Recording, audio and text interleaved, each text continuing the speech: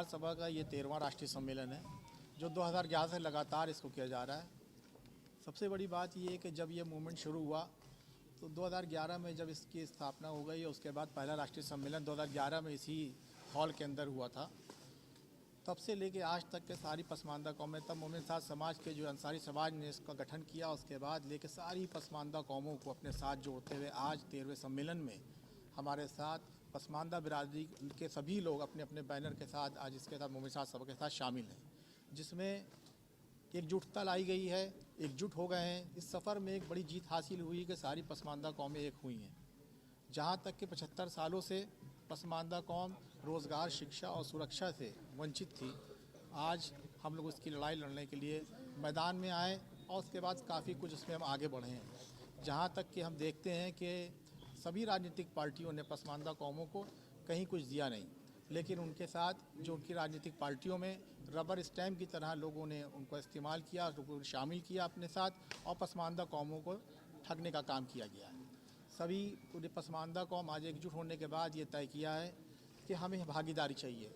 आने वाले लोकसभा चुनाव में 2024 में हमें भागीदारी चाहिए। इसी भागीदारी सम्मेलन के नाम से ये सम्मेलन हो रहा है, जिसमें ये कहा जा रहा है कि हम भागीदारी लेंगे और अगर हमें भागीदारी नहीं मिलेगी तो सारी पसमानदा कौमें एकजुट होकर एक लंबी लाइन भागीदारी लेने के लिए राजनीति में लंबी लाइन खींचने का काम करेंगे।